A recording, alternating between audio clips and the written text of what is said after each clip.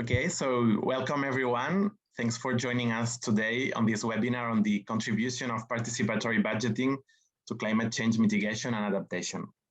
This event is a part of a webinar series organized following a publication by Professor Yves Caban. The study and this webinar are organized in partnership with United Cities and Local Governments, the Global Fund for Cities Development, Kotakita Foundation, ECOPOP, and the Bartlett Development Planning Unit of the University College London. People Powered have been also a partner in this webinar organization. The agenda of the seminar will include opening remarks by the Secretary General of UCLG, Emilia Saif, and a brief introduction to the concept of solidarity participatory budgeting for climate justice. Then, the author of the study, Yves Caban, will present the study's main findings, and Émeric Rémond, General Manager of SAFPOL, will share the importance of the EU-supported program Climate PAC and his reaction of the study for PD and climate change in Europe. This will be followed by presentations of 4 case studies from this publication, the experiences of Bordeaux, New Taipei, Semarang, and Algiers in Russia, and then an overview of Scotland panorama on PB and introduction to Scotland Citizens Assembly on climate change. Finally, we will open the debate, so all of you will be able to ask questions and share reflections. During this session, we will also share a Mural app where we will encourage you to participate. Before we start with the session, let me share a couple of technical remarks. Please keep your mics turned off and use the chat to share remarks, information, and ask questions to the speakers that we will collect and then ask. We will also invite you to edit your profile to put next to your name the city of your organization or the city of the organization you're representing. So now, for some opening remarks, I give the floor to Ms. Emilia Saif, Secretary General of United Cities and Local Governments. Well, thank you very much, Adia, and thank you, colleagues, for joining this this important discussion. And it is important with capital letters, okay? Because what we are discussing today has a life or death impact in people. It has a very, very heavy economic consequences and very heavy social consequences. It's actually very much shaping our lives, and is one of these hidden crises that we don't talk about. We haven't been talking about sufficiently. One of these emergencies that we haven't been talking about sufficiently. But that has now gotten a different kind of attention also within the very special moment that we are going through because of the global pandemic of COVID that doesn't seem to end. Look, if we look at the world since 1998 to 2018, the impact of hazards, stresses, and shocks coming from some kind of climate or geophysical changes in our planet have had 4.45 billion people affected. 1.3 billion of these people have died. $3 billion have been impacted by these effects, and 75% of those $3 billion are related directly with climate issues. So imagine how important it is to first look at climate change as an emergency. Adaptation and mitigation then should be much higher on the agenda. And imagine how important it would be to have more people involved in defining how we are going to invest in both preventing and addressing these issues. I mentioned the pandemic because it is a foundational moment that it is obliging us to go through, right? It is pushing us to rethink every single relationship we have. I mean, at the level of persons is asking us to rethink about our own relationships with families because of our mobility freedoms being so predetermined by governments like they have never been before. It's asking us to question our relationship with nature. We see that the way that we have been relating to nature might have a very direct relationship with the kind of pandemic that we are facing. And it's also predetermining the way that we are able to address the pandemic. It's also asking us to rethink and reshape the way that we relate to each other as a society with these new rules, social distancing, density, morphology of cities, planning of cities, the relationship between cities and rural areas, what we like to call the symbiotic relationship between the rural urban realities. And is also asking us to rethink our relationship with government. Government has a very different role in our life. And many of us, and I know Professor Yves Caban is one of those thinkers that have been thinking for a very long time about the relationship between governments and the people and between different spheres of government. But I think this pandemic has put this in a different perspective. We now have explicit experience, very specific cases that we can now identify and with very specific diagnosis about how these relationships we have with government, with planet, and among people will need to be transformed in order to ensure sustainability. I think it is very important also to realize that public is back. Governments are saying and defining much more in our life than we have ever been before, for good and for bad. And I think the proposals that the observatory and this work that has been developed with Professor Yves Caban is bringing us a positive perspective. We need to make sure that public is understood as protecting commons, and that commons need to be redefined. The essentials need to be redefined. This is why in UCLG, we have embraced this notion that we need a new social contract, that new social contract can be very well articulated around the global goals that are contained in Agenda 2030, but that we need to go and a step further. And it's what we defined as the Pact for the Future. A pact for the future that needs to be driven by communities, by the aspirations, expectations, and the dreams of those communities. That should be built around the day-to-day neighborhood needs, and that is very much linked with the global realities, because at the end of the day, we are all global citizens in one way or the other. And participatory budgeting, but also direct democracy and also community-driven solutions will be very critical for this pact for the future, for all the axes of this pact, for the people, for the planet, and for government. And this is why we are very, very excited to continue this work. It's not new work, but is getting a different kind of acceleration and a different kind of importance. It is very linked to the resilience work that we are doing, to the preparedness work that we are doing, but it has further implications around accountability. I will finish by saying, because what I'm most interested in is listening to you, is that we feel that this type of direct exercise, participatory budgeting, but also co-creation, are critical to leave no one behind, but also no place behind. So the territorial cohesion is very critical to us. The integration with nature is also extremely critical, and this is also what we are saying in our training materials around resilience. It goes further than not misusing nature. It's redefining our sense of being.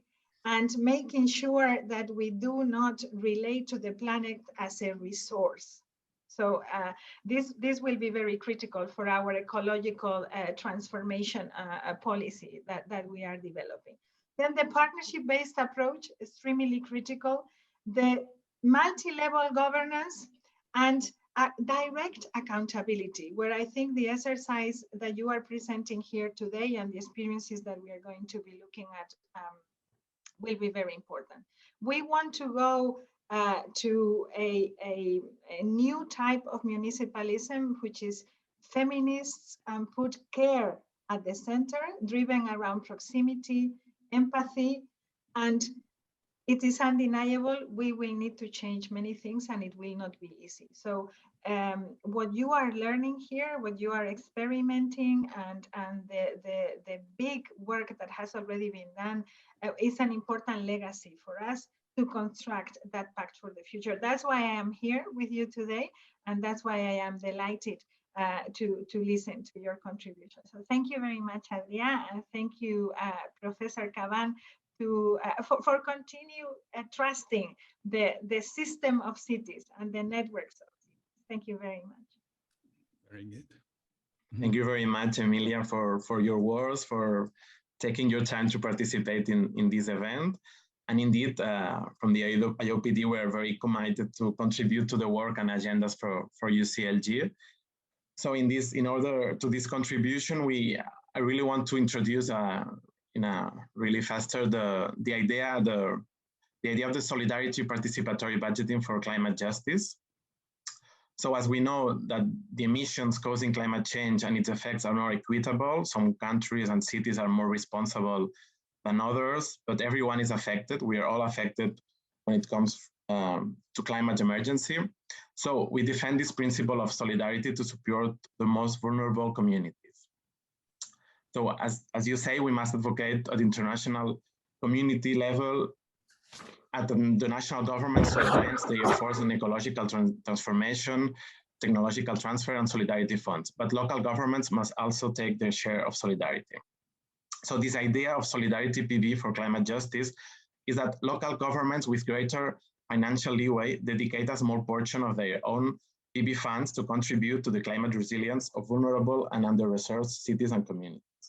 City-to-city cooperation implemented through participatory budgeting, so that is the communities that co-create solutions to adapt the effects of the climate change.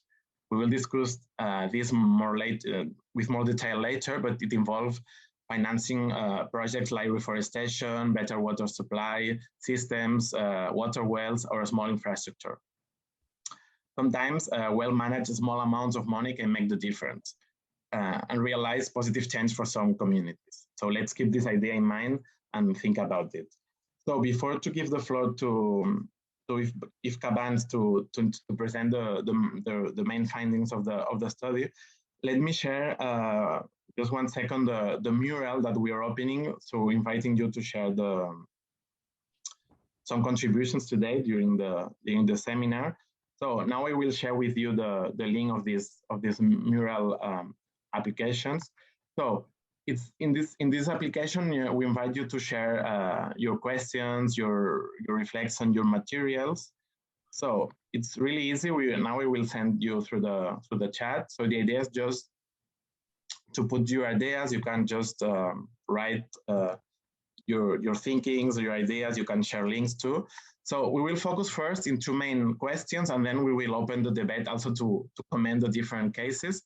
So the 2 main ideas that we are asking you to think about during this moment is how can local and regional governments address ecological transition? So if you can share ideas, experiences, questions about the role of local gov in this ecological transition, adaptation, mitigation to the effects, and what are the challenges to overcome to link participation and resilience to climate change? So how we will talk about that, but how do you think it's important we can overcome this idea of participation and resilience to climate change? So now I will give you, I will share you the link to this mural, and we will during this webinar, we will sharing the screen with that for sharing that. And now I give the floor to Mr. Yves Caban to present the study. If the floor is yours. Yeah. All right. Can you just, I can share my screen? I think so. Maybe you can try now. Mm-hmm. Host disable. No, you need to just help me with that. Just 1 second. Anyhow, before we do that, I want to say, well, good morning, good afternoon to everybody and to the participants. Thanking very much Emilia Sainz, the General Secretary of UCLG, for being with us, but primarily because of what you said. And what you said connects very much with PB, and this will be one of the elements of the presentation. This social pact or social contract needs to be built, but there are not so many ways to build it.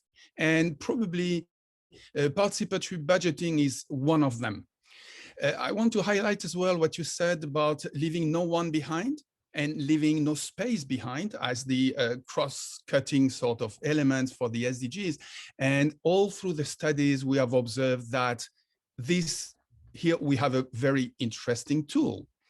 And to finalize with your reference to COVID and the new necessities within the climate change sort of pandemics as well, is also opens the way to new forms of acting locally and innovating. And this is the whole heart of the presentation, I would say. We are quite lucky in this session because we're gonna listen to probably about the most advanced experience, and that's at the heart of this exchange. You know, first we're gonna hear Mural from Bordeaux with quite an interesting sustainable development PB, pretty unique as is a thematic one. We're gonna then have Ahmed Rifai from the executive director from Kotakita, presenting in Semarang 2 types of PB, one linked with the central government, another one more local and neighborhood, and relates with what Emilia was telling us about the forms of governance, articulating the ties of various government. Then we're going to have Alan Wei from New Taipei City in Taiwan, introducing an energy saving PB at district level. So once again, we are shifting scale. After a short break, Anna Sukova, specialist from the social protection and community development at the World Bank, is going to select among the thousands of cases one which is a district again, but with smaller villages within this district in the Stavropol Republic in Russia. And then finally, we'll have an opening to our colleagues from Scotland, with Jess Hall, who has been one of the moving spirits of PB in the UK and in Scotland from Share Future. Then Katie Tabner from COSLA, the Convention for Scottish Local Authorities, quite interesting because they have a new framework for PB in all municipalities and counties in Scotland, pretty unique. And Oliver Escobar from the Edinburgh Futures Institute in the University of Edinburgh, who was quite active in the evaluation, will introduce the PB and climate from Scotland Citizens Assembly, which is a citizens initiative. All right, so I try to share the screen. Yeah, now you should. Lovely. You can do it, I think. Yeah. Lovely. Well, can you see it? Yes. Super. So I'll take 15 minutes to introduce some of the conclusions of this self-documented sort of study by 15 among the most advanced experiences in the world, but not the only one. Well, first of all, the participating cities, what is quite interesting is that you see that they are from quite different sizes. I just mentioned some of them, and types across regions. So what is unique is that they are all over the place. First point. Second is that they are located, if you look at that map, but you have that in the report, they are located in places with very high level of vulnerability, but not only, and very from high to low level of readiness. So we have here a sort of scattering around the globe of experiences, learning and bringing lessons from very different sort of exposure to climate change. The second observation is that some have been there for a long time, like Cuenca in Ecuador, others for 20 years, others have 20 years experience, like in Indonesia, or Arsgir, who was the pilot in Russia, or Dalifort in Senegal. And interestingly, some are very new. And so the momentum is keeping. You see, they are emerging every day. Some of them interrupted, which makes this so important to document. Now, they correspond to different types of PB. Some, you have the whole money, which is spent and discussed by citizens at districts, at villages. We have even by national cities, from on both borders of Spain and Portugal, at metropolis regions, like New Taipei City, at regional level, like in the case of Stavropol, or in rural parishes. So it's actually in quite different spaces. What is new is that you have an emergence of thematic and sectorial PB, where the money is going to some sectors, like the eco-citizen PB in Bordeaux, like PB for sustainable development, or PB for energy transition, like in Montreal. So that's a new approach, where you have the money, which is on a theme, which is climate sensitive. And the latest generation, quite innovative, are the green PB for specific actors. So a theme and an actor, like green PB in school in Lisbon, or Molina de Segura in the Murcia region, or even more targeted, and I leave the floor then to Alan when he is going to present, which are energy savings PB in private enterprises and their employees, and in communities. Pretty innovative as well. So great heterogeneity is probably the first lesson. Now, the second is that climate sensitive PBs are the result of the dramatic effects that population are suffering, and not, my last point on that slide, they are not necessarily driven by the needs, they are driven by the need to address the very specific and multiple effects of climate change, rather than by international agenda of programs. And that's important for the international agencies to listen to. Things are happening from below. What is most frequent in this study and that people react to with PB, are flooding, either caused by heavy rains or sea and river rises. And Semarang will be a good case today for that. Then we have wildfires, heat waves I would say, heat islands in very urbanized places, and typhoons. Look at the picture from African cities that participated, or in Luinja in South Kivu, where rains are destroying the little that was built by PB. The last image is interesting because it illustrates another point. Another lesson is that usually you have a combination of effects, and they are highly changing. For instance, in Agda, you had wildfires at a point in time, and then flooding, which is counterintuitive, but happily, PB is addressing both of them. Now, diverse, multiple, highly tailored responses to immediate needs, very adapted. And there's a significant contribution to the effects of climate change. That's probably the main result. look, in 11 cities where we could consolidate data, many of them neither particularly rich nor particularly large, well, 900 projects were relating to climate change out of the 4,400 that we collectively scrutinized. And this is not little investment for the small cities, not particularly rich. You know, it represented 22 million US over 2 years of investment. So yes, it has an impact. However, it's highly variable from a couple of percent to 100% for the thematic PB, like the ones I just mentioned.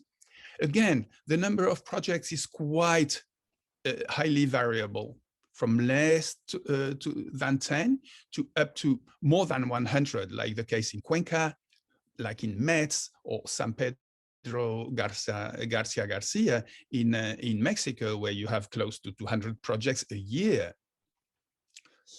What is interesting, another key lesson, we can all see that these initiatives are of 6 different types, I would say. One, tangible brick and mortar sort of projects for adaptation. You see, for instance, the picture from Águeda, which is a reservoir for water for community to fight against wildfires. And another type will be what Anna Sokova is going to tell us about Russia. Then you have a second category, which are climate mitigation projects, like in Luinja, South Kivu, where PB with volunteers were reforesting mountains in order to face the climate. Then you have, and this I will leave the floor to Maël in Bordeaux, of a mix of projects which are on adaptation and mitigation. Then, much less visible, but quite innovative, you have 3 other types. One are all the raising awareness training in the field of climate. This was the case in Dalifort, but it's the case in the binational cities in Cervera, Tomillo, Portugal, and Spain, where little money is used just to raise awareness, to train on specific elements. This is again the case in the experience of New Taipei, which is very much on awareness that we'll hear from Alan. Then you have community-based early warning projects, like in San Pedro Garcia, where they develop a hub, thanks to PB, to have the people and the schools and the school boys and girls able to know when there is an alert of inverting climate producing a very high air pollution, which means avoiding to make sports, outside. And then, and this again in Russia. And then another category, much less, but interesting, is studies and information system. People can, for instance, in Molina de Segura in Murcia, they voted for to monitor the public electric consumption, to request the local government to curb the energy consumption. And the final observation here is that despite, and that was one of the queries that we had, the question, despite their innovative aspects, they are not more difficult or longer to implement. They have a very high rate comparatively to other types of projects. Probably, and I will be very short on that, what we can observe, and we were spotting them, very carefully, multiple innovations in multiple fields. And they are probably for the first time in many cases, they are very poorly documented. And this need to be done. And they occurred in the participatory dimension, referring back to what Emilia was saying, like in the neighborhood forum, which is where the social pacts, and the links between local governments, grassroots, NGOs, and the multi-partners is being built. They or the awareness, the community disaster preparedness meeting, like hopefully that Ahmed Rifai is going to refer to in Semarang. It is on the side of fiscal and budgetary dimension, on institutional dimension, new rules of the game to approach climate change, and on climate and spatial justice. For instance, in Cuenca, they have an index to channel more PB money in the places which are the most exposed to climate change. So there is a very interesting sort of tool which is being generated, and I'll let you have a look in the report. And I would like now to finalize with the multiple challenges that we have for the future. And probably the main one is how to upscale and increase the impact of climate sensitive PBs. And here, 5 ideas.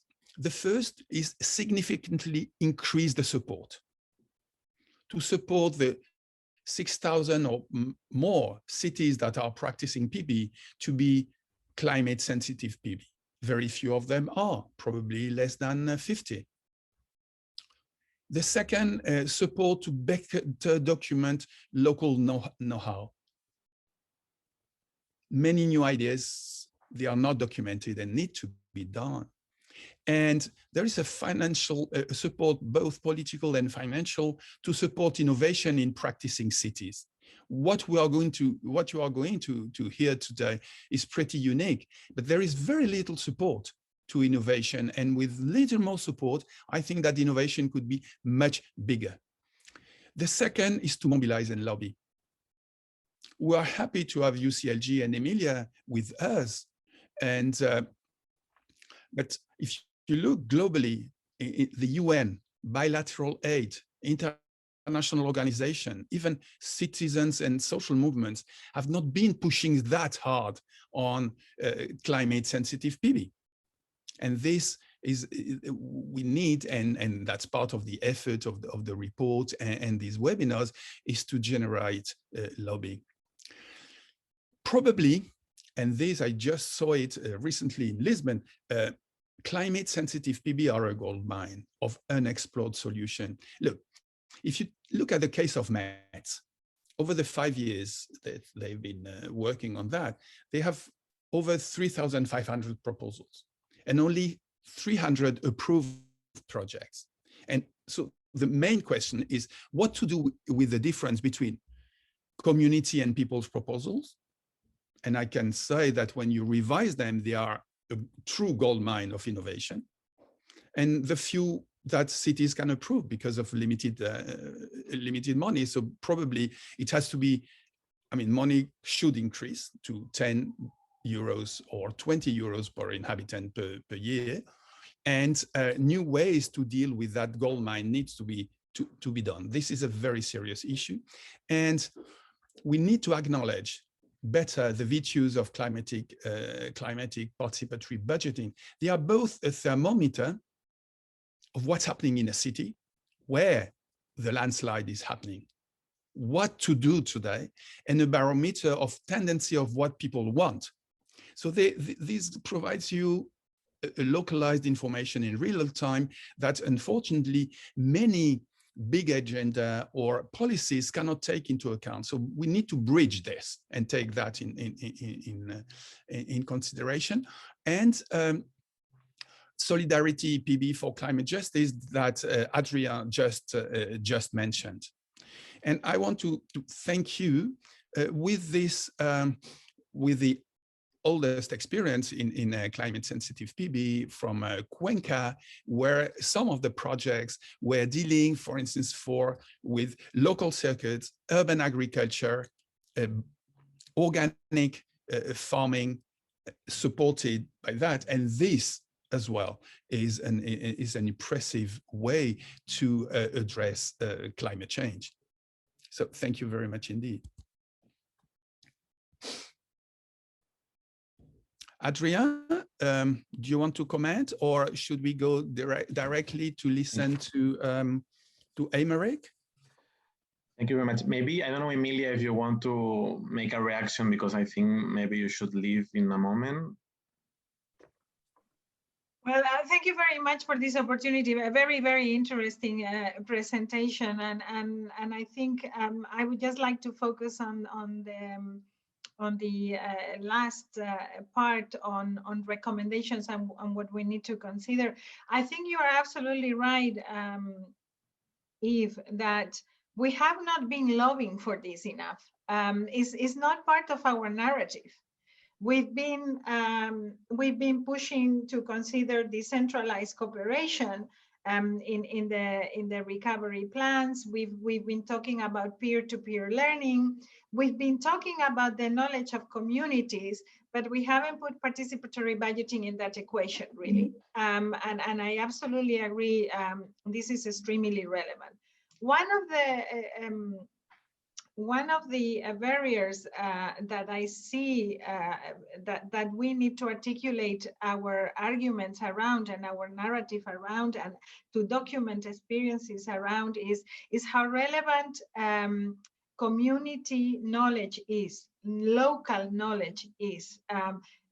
For mapping, what you were saying, where this landlight is happening, where the needs are, to ensure that we construct the recovery around the actual needs and experiences and not around global notions of what is needed. I don't think we are there yet. I think it's a very important part of the new proposals that we need to bring to the international community. So from the perspective of a global network of local and regional governments, I think that is the responsibility that I would like to bring. From the perspective of the cases that are going to be presenting now, I think it will be extremely important to spell out how the articulation with other spheres of government has been, and how the funding has been mobilized, and thirdly, how the accountability has happened, so that we make sure that these kind of solutions are included in the future, and that more of these solutions are heard in spaces like the Sendai review processes, like the COP, etc. Yeah. So thank you for really a very, very interesting perspective. And I really hope that you can help us introducing this in our ecological transformation policy that is on the making as part of our acts on planet in the Pact for the Future. Thank you very much. Well, thank you, Emilia, and be assured that we are with you on that, and thank you for all what you just said, indeed. Now, I would like to give the floor to Aymeric Remen, who is managing consultant at South Pole and the City Finance Lab. And having Aymeric with us is quite interesting, because usually PB is very much on the peer of participation and relatively on the financial aspect, and the cooperation with Lisbon that was thanks to you and thanks to the City Finance Lab was quite interesting in that perspective. So I give you the floor for 5 minutes, and thank you for being with us. Thanks a lot for the intro, Yves, and hi everyone. Good morning, good afternoon to all. Very happy to be here, and very excited also to share sort of our little part of our support of Yves in developing this report and in compiling all this great information. So we just wanted to give a quick intro on the City Finance Lab. So it's a platform, a European platform that was supported created to support the development of innovative, replicable, and scalable financing solutions focused on sustainable cities. So this was founded by Climate Kick in South Pole, working with the FMDV, CDP, and Global Infrastructure Basel. And the activities of the CFL really focus on two aspects. One is the actual development and implementation. So providing technical advisory on selected solutions to bring them to market. This is also, it's within this activity that we worked with Yves Caban and the City of Lisbon to make the green participatory budget come to life and be implemented for the first time this year. And the second part for which this report was also one of the aspects is the capacity building and knowledge sharing, where we really want to use the success stories and help scale innovative financing and replicate them across other cities. And the replicability part is really key when it comes to PBs, considering the number of cities across the world that have some sort of PB implemented already. So there's a really clear opportunity to have more funds that are earmarked for climate change mitigation and adaptation in cities. And yeah, so Lisbon was part of the first 5 solutions that was supported by the City Finance Lab. And for the past 2 years now, we've been, Yves in particular has been very active in promoting the green PBs and the format of Lisbon, but also driving the conversation around all different types of formats. And this is why we're here today.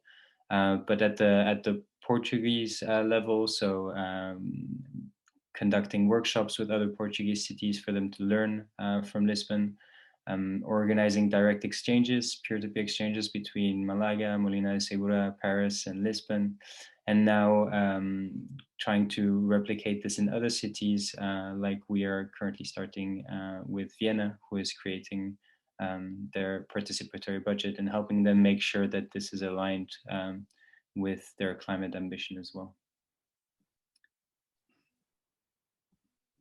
And yeah, so I just also wanted to say a few words. So on this specific report that Yves put together, which is extremely interesting and provides amazing information on the different options that exist. And I think depending on the needs of the different cities, this is a really interesting take. Some of the key takeaways on my end is really have the role of participatory budget also to understand the key needs of citizens and what are their priorities when it comes to mitigation and adaptation, even though sometimes they might not realize that they are, the impact is mitigation or adaptation, but the applications can really be a gold mine to identify these needs. And it also, all these sort of projects that are received is great food for thought as well for different city departments that could also envisage to take over some of the projects that are not selected under the PB or collaborate with the PB when it comes to financing these projects. And Yves already mentioned this in his previous slides, but awareness raising is really a key aspect also of the interest of PBs, especially when it comes to targeting the youth. So the school participatory budgets in Lisbon have been a strong success, and it's very clear for kids to see how mitigation and adaptation measures can really help and improve their sort of comfort and the benefits of these measures. Understanding that will really help push the climate agenda in the different cities later on. And yeah, I think also one thing that was interesting from the Lisbon perspective, but also that was mentioned in this report, is that many PBs already have mitigation and adaptation impacts, and many of the projects already have those positive impacts. So it's important also to that they be identified as such and that they be promoted as such, so people understand kind of the positive aspects of green PBs. So yeah, I'm very happy to have shared my 2 cents on this topic. I'm very excited also to hear more kind of direct feedback from all the different cities on their experiences. All right. So thank you very much, Aymeric, for being with us and to show the interest that some EU-funded projects are having. And thank you too for insisting on this youth, which is a sort of probably the most interesting actors-based and investment that can be done with earmark resources for the youth in the schools to raise awareness and to increase this pedagogic role that PB can have on climate change issues, showing what is positive, frankly speaking. So thanks again. Now, we are entering in 3 presentations of 10 minutes each. And this is a challenge to keep them short. And we'll start first with Maël from the Mayor Cabinet from Bordeaux to speak with us. So Maël, the floor is yours. And welcome. Thank you, Yves. Hello, everybody. Many thanks for the invitation. Yves, Adria, UCLG, IODP. I'm very excited too to be here and to present you the participatory budgeting of Bordeaux. So I would like to introduce my presentation with key figures and big theme about Bordeaux. So the city is located in the department called Gironde and located in the big area called Nouvelle-Aquitaine. Bordeaux is the 6th French city if we compare with urban areas.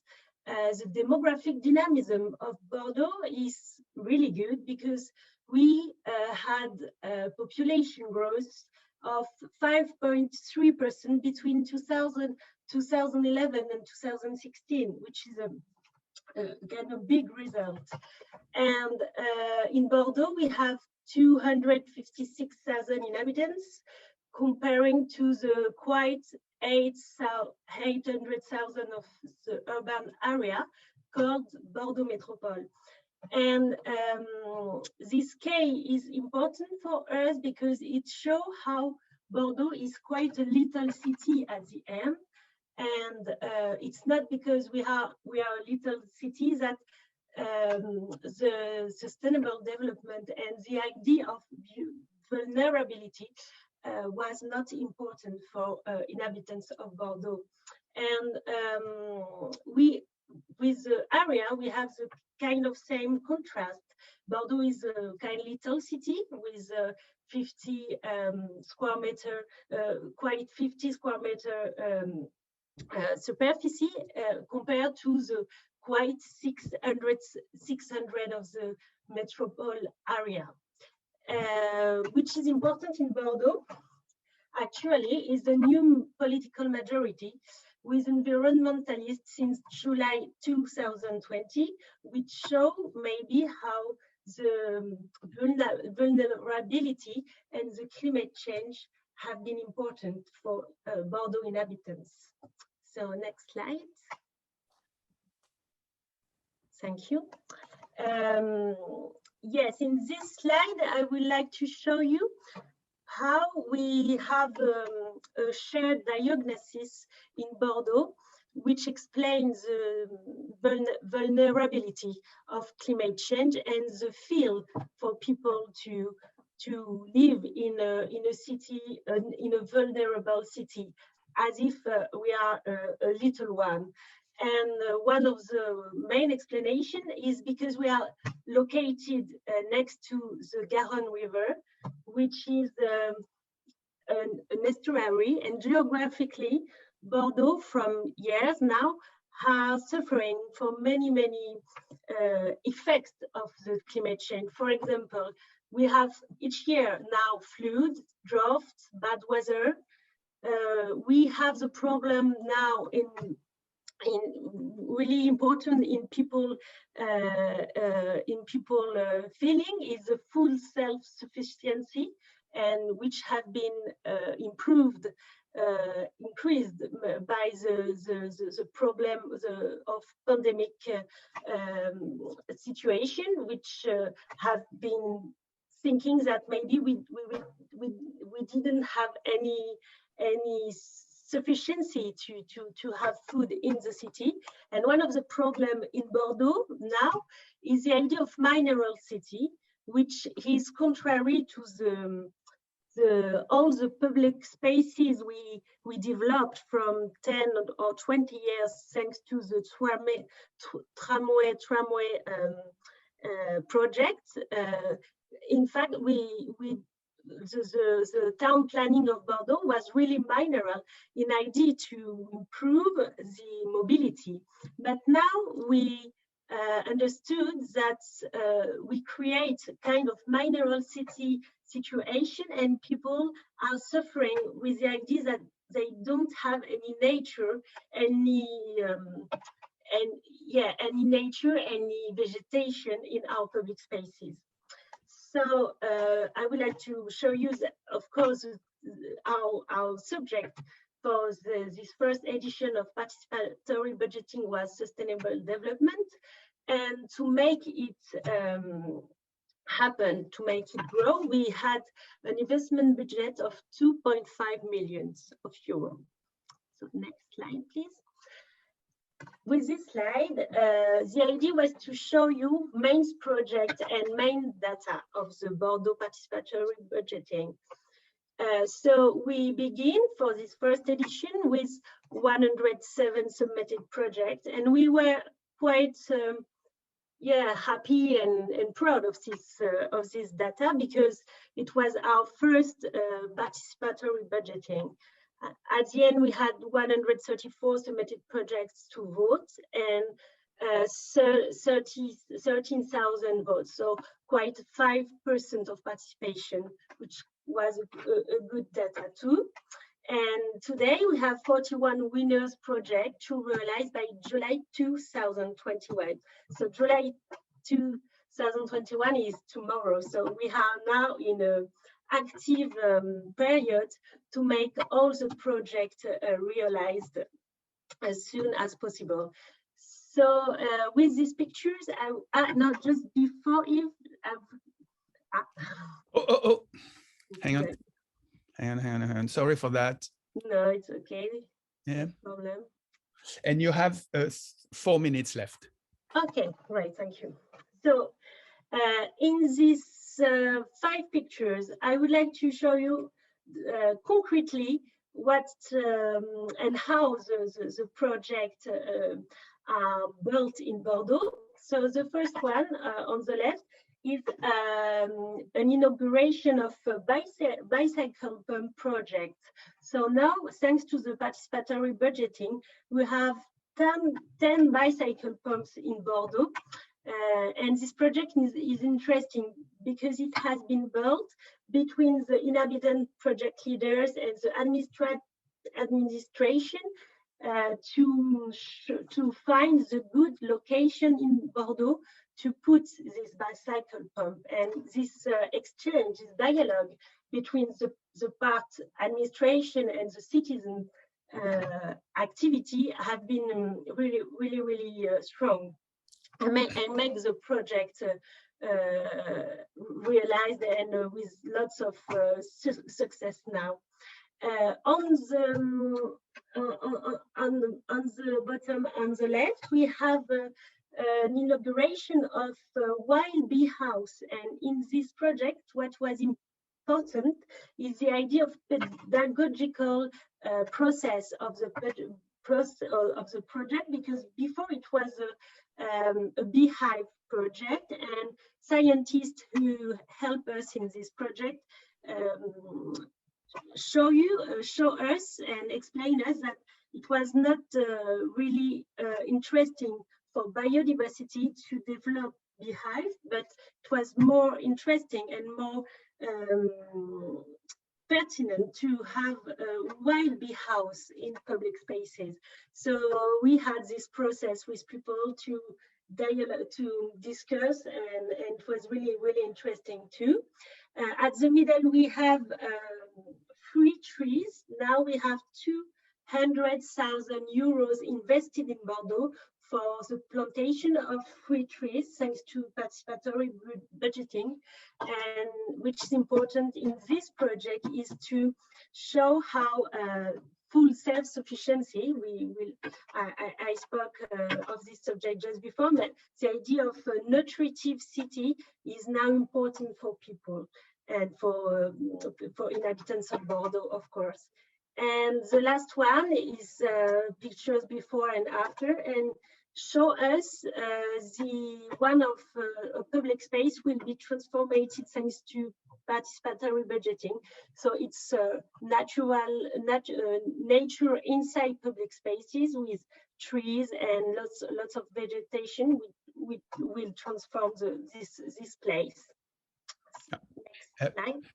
Yep, you have 1 minute, a little less than 1 minute. So if you can wrap up, yep. Thank you, Yves. So I will be really, really quick. So the 3 or 4 key ideas we have in the study and we find really, really interesting. The first one is awareness, how participatory budgetation can have a youth awareness potential in citizens. The second one is the idea of create a common, and thank you, Yves, because with this study, we understood that we are not the only one we are with our sensitive participatory budgeting, and as if Bordeaux is not one of the more vulnerability area in the world, it's important to see how the solidarity and how we share kind of objective to help people to find solution to climate change.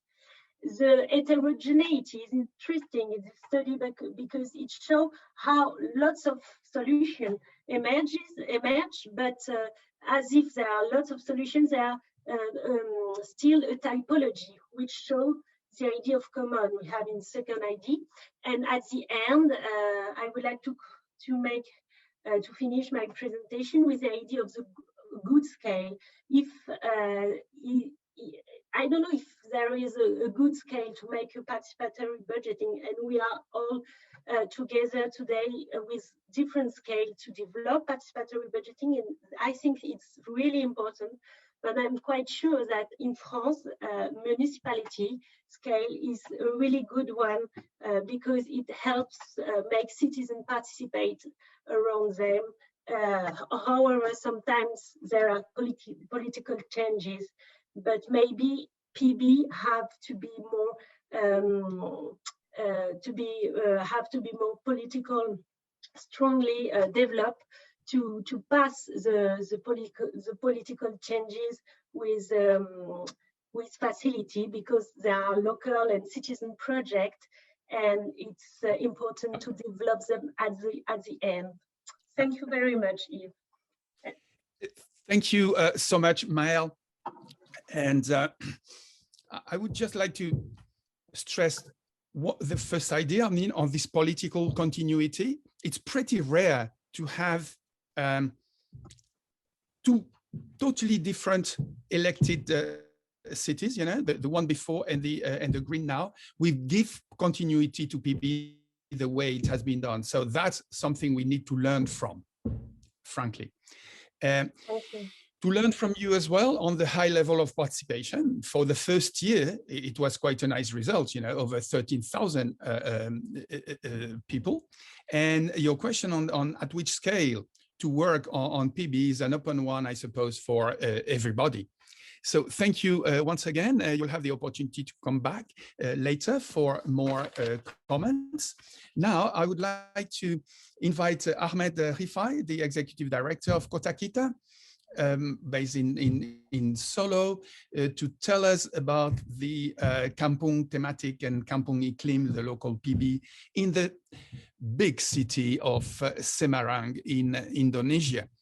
Thank you for being with us, Ahmed, and the floor is yours for 10 minutes again. Thank you, Yves. And this is a wonderful opportunity again to meet everybody again. So after a long time, we haven't met each other. I'm going to present our experience in Semarang, since for the last few years, Kota Kita involved in addressing issues around climate change in Semarang city, which is a city that is located in Central Java, and it's the capital city of Central Java province. And to just give you a descriptions about the population, is around 2 million people sort of in 2021.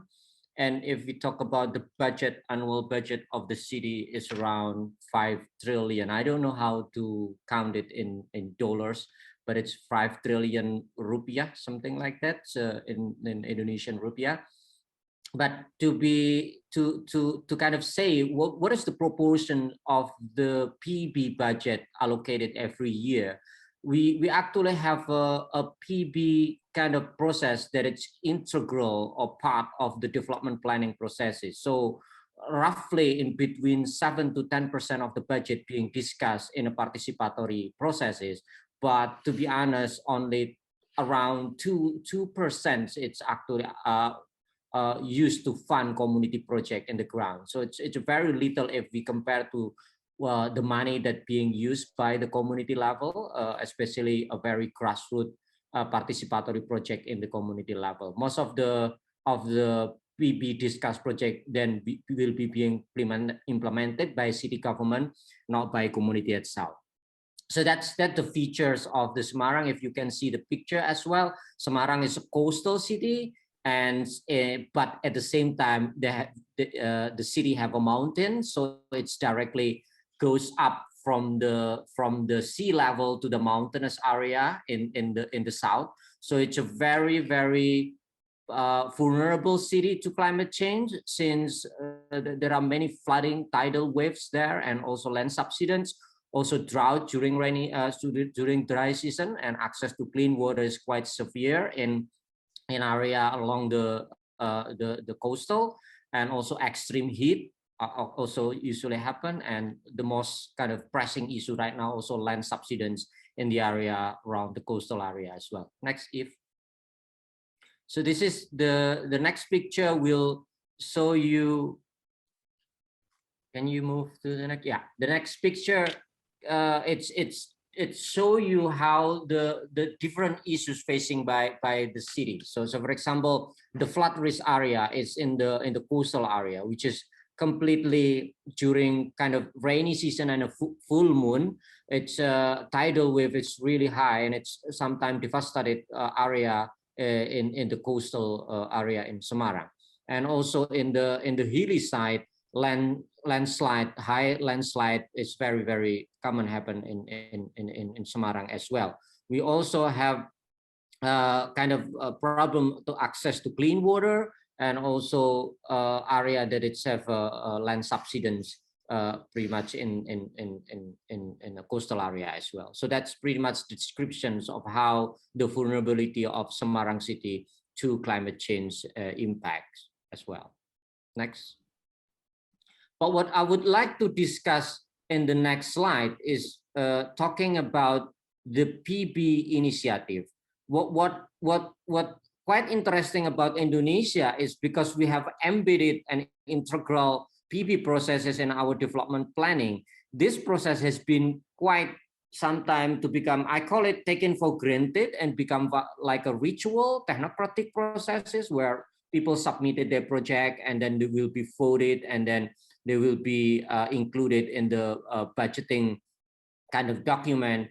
And it's been very, Kota Kita has been working a lot how to improve and increase the participation in these current processes. But apart from that, there are another initiative that try to channel a project in the national or in the provincial budget, or provincial money or city budget, to community project, which actually quite also participatory, which I want to give you two examples. So for example, we call it Kampung Iklim. Iklim means climate in Bahasa. So for example, the Ministry of Environment actually adopted a local level financing scheme. So they can actually channel a project in the community to national kind of project where they can fund it different kind of project related to climate change impact. The example and the next of this picture is how community in Semarang address some of the issue of the vulnerability of the tidal wave. So they cultivate again and rainforest of the mangrove. So they cultivate mangroves. So it's kind of adaptation to how to reduce the impact of climate change. And then Kampung Thematic also quite interesting because it's proposed by local government, and it's basically the purpose is for actually touristic activity. They want to increase the kind of the interest of tourists to come to many villages in Semarang, but it has provoked the activity toward kind of more climate change activity as well. So for example, the community then proposed project like waste management and then this kind of beautification, but they then cultivate many plants inside of the neighborhood. So it's something that is provoking activity around what is like a green movement in many kampung in Semarang as well. But it's discussed through Musrembang or participatory budgeting process. Next, I would like to show you what typical project they usually funded. So this is an example. The picture shows this thematic kampung, but it's been also adopted by different. It's a kind of, there is a process of copycat between kampung when they become like recognized as a kind of green kampung. So for example, Kampung Iklim, typical project being funded is actually mangrove restoration, waste bank. Waste bank is people saving trash to the kind of community hall, and then they can recycle or sell it. The plastic kind of trash, they can sell it to kind of operator there, and they can use the money to fund some other kind of green project again. So this is called waste bank, not waste bank in the Go, but it's like waste bank, like a trash bank or something like that. Urban farming and rainwater harvesting to kind of tackle issues around water shortage. And Kampung Thematic, for example, they have a lot of projects like around street gardening and then collective waste management, parks, playground, and many other type of project funded through this kind of typical thematic PB processes. Next, so I would like to jump now to the lesson learned, because we read also the document that Eve presented, and it's really interesting to see, say for example, what Semarang can learn from other cities. Say for example, we want to learn more. We want to learn more about justice index for PB. Say for example, how Semarang and other cities in Indonesia can use the index to define budget priorities for CC project. Our government still face some difficulties in actually see area which quite, you know, I don't know. I mean, like the budget are quite there in the city budget or in the provincial budget, but how to distribute the amount of money to particular high priority or high exposure cities with climate change, it's not yet very in place right now in Indonesian city. And also learning from Molina de Segura about mainstream PB into cities policy is something that maybe we want to learn more as well. If so, maybe it's something that's quite interesting, because our awareness around climate change is actually provoked by the availability of funding for certain projects, but people are not yet very kind of, you know, understand what is actually climate change. So for example, this picture show you in Semarang, this happened always every month in Semarang city. The street was kind of stuck by trash, and then flooding occupy the entire kind of coastal area in Semarang. So it's still very problematic in Semarang. And also we want to learn how to increase proportion of budget, such as in New Taipei in Cuenca, and how Semarang to increase budget in CC project from PB. That's something that we really want to learn as well. But to be something that you can learn from us as well, a lesson learned from Semarang is that thematic PB especially is very provoking, because the government actually provide thematic area issues that community can attract it to join again and participate in participatory budgeting, because so far there has been no fuel or engine that can provoke people to come back to their participatory budgeting. It's a very limited kind of power from civil society. Kota Kita probably the standalone civil society who work really hard to provoke this kind of participation. And in the city, it's really hard to actually convince people to come back to the participatory process again. And that's it. And I think it's I want to learn from everybody here, and thank you very much as well. Please, If. Yep. Thank you very much, Rifai. And you open the floor actually for what the whole exercise is about, is learning from each other. We cannot reinvent the wheel. And what is unique and that we can learn from you, frankly speaking, is that you are probably one of the most exposed, Semarang is one of the most exposed to multiple effects that I was referring to. And you need to be very bold to confront them. And that's what you do. I think that what you showed in the mapping is quite interesting. Few cities are doing it, and this could help to have this thematic entry that you say, and sub-thematic entries to be able to have more spatial sort of justice and approach.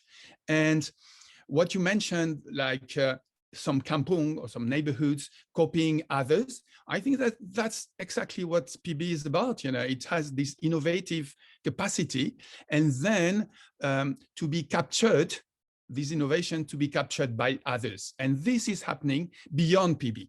And that's pretty interesting in terms of justifying policies as well.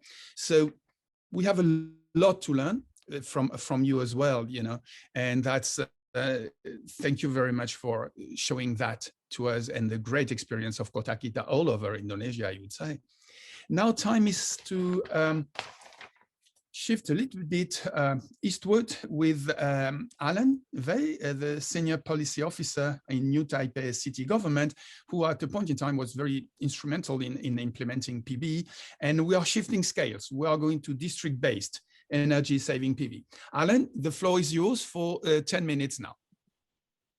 Thank you, Professor. Should I share my screen or? No, oh, you are here. It's just to say, shift, yeah, here you are.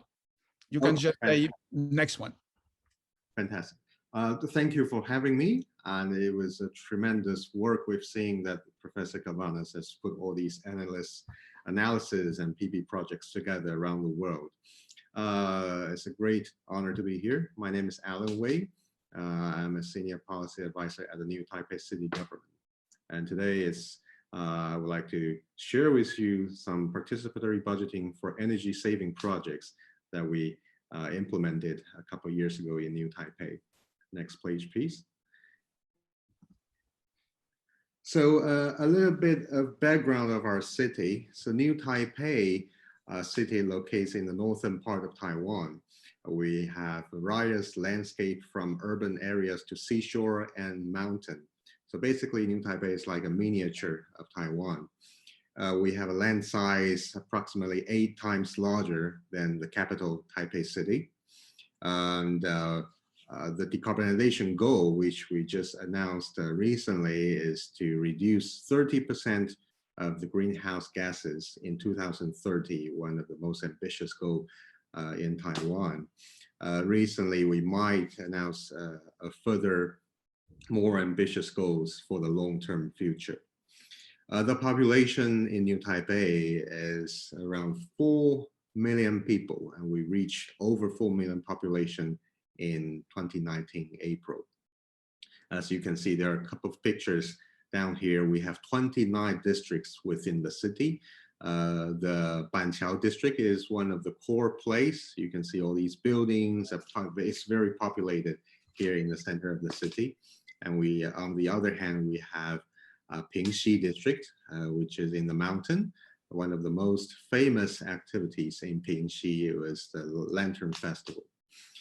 As you can see on the right side, the average temperature was rising for the past decades, from an average of 22, now is more than 24 degrees. So the rising temperature would also lead to the change of raining season.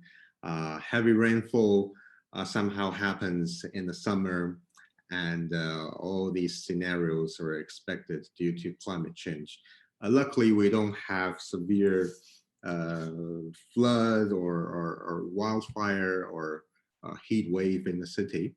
But somehow in such a populated place, we still need to consider the relationship between reducing carbon dioxide, climate change, and our energy transition projects. Next slide, please. So we started the PB projects relates to the climate change, especially in energy saving projects in 2 districts of our city, one in Luzhou and the other one is in Yonghe. So the population in Luzhou is around 200,000 people, and in Yonghe was 220,000 people. Both projects were implemented between 2015 to 2017, but the core concept of our PB projects are like, it's a process of doing policy advocacy, trying to raise the awareness, just like the professor just shared. And the second one is that we want to transform our citizens from policy takers to policy shapers. So it's a very important process for them to participate into designing the policies for themselves. And the third one is that we want to bring in the wisdom from the public, because localized context that local citizens would know better than anybody else. And the fourth is to transform the relationship between the public and policies. So that's the core concept of us doing the PB projects initiative at the beginning. So 2 important ideas was for these PB projects where we see them as a democracy experiment among the grassroots. So it's very different from some of the cases you mentioned, because we just give the rights to the people, to the community, to the small business, and trying to let them to participate in all these processes. And secondly, we see it as a discussion of energy management paradigm. So these projects would actually shift their way of dealing with energy savings. Next page, please. We initiated 2 projects in the 2 districts in New Taipei. So in Luzhou, it was the energy saving projects for the households with the participation of the community members. Another one is in Yonghe, that we focus on the commercial service industries. For both projects, we use the first year to proceed with advocacy and empowerment to the participants. We provide them training sessions, and we have town hall meetings to explain to them what's the concept of PB projects, and to empower their basic knowledge of energy savings. And we use the second year to implement these projects selected from their ideas. The holistic concept is, once again, to transform the participants from policy takers to policy makers. On the left, you can see those are the projects selected from Luzhou. So the community members, after they get trained, they form groups to discuss the ideas they want to implement within their community. And in the end, we select 5 proposals out of 10 after they submit the ideas. And the number upon each project, the amount of money that we invest, is not that much compared to some infrastructure projects in other places. $4,000 to $6,000. It's not that much, but many of these projects for people to come up with some ideas, for instance, how they can transform the vendors into a hub to bring awareness to the community. And they created a way to allocate energy saving tips so they can further introduce to the community. On the other hand, for the commercial service sector, we selected 9 groups out of the 21 applicants to kick off the whole process. And as you can see, the number during all these training sessions and discussing sessions, hundreds of participants were get involved. They were like small chain restaurants owners. They were like house salesperson, and they try to all get together and see how their business can create a new way for energy savings. So in terms of climate change, we know that there are 2 major ideas to fight against climate change. One is adaptation, and the other one is decarbonization, to how do you call that? Adaptation and mitigation. Mitigation. Yes. Thank you.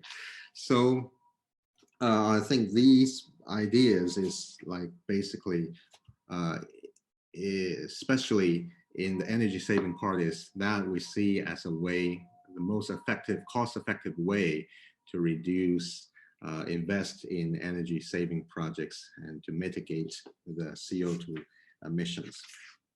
So after all these projects came out, we sort of like selected top of it, and we try to give them money to implement.